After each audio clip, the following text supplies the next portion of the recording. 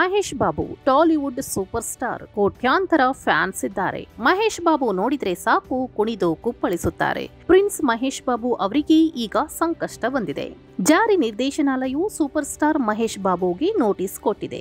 ಸುರಾನ್ group ಮತ್ತು ಸಾಯಿ ಸೂರ್ಯ developers ಪ್ರಚಾರಕ್ಕೆ ಸಂಬಂಧಿಸಿದ ಹಣ ವರ್ಗಾವಣೆ ಆರೋಪದ ಮೇಲೆ ನೋಟಿಸ್ಗಳನ್ನು ನೀಡಲಾಗಿದೆ.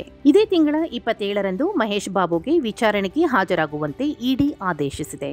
ನಟ ಸುರಾನ್ ಗ್ರೂಪ್ ಜಾಹೀರಾತಿನಲ್ಲಿ ಕಾಣಿಸಿಕೊಳ್ಳಲು 5.5 ಕೋಟಿ ಪಡೆದಿದ್ದಾರೆ ಎನ್ನಲಾಗಿದ್ದು, ಸಾಯಿ ಸೂರ್ಯ ಡೆವಲಪರ್ಸ್ ಮಹೇಶ್ ಬಾಬು ಅವರಿಗೆ 5.9 ಕೋಟಿ ಕೊಟ್ಟಿದೆ ಎಂಬ ಮಾಹಿತಿ ಇದೆ. ಇದರಲ್ಲಿ 2.5 ಕೋಟಿ ರೂಪಾಯಿ ಕ್ಯಾಶ್, ಸುಮಾರು 3ರಿಂದ 4 ಚೆಕ್ಗಳಲ್ಲಿ ನೀಡಲಾಗಿದೆ ಎನ್ನಲಾಗಿದೆ. ಮಹೇಶ್ ಬಾಬು ಪಡೆದ ಹಣದ ಬಗ್ಗೆ ಇಡಿ ತನಿಖೆ ನಡೆಸಲಿದೆ.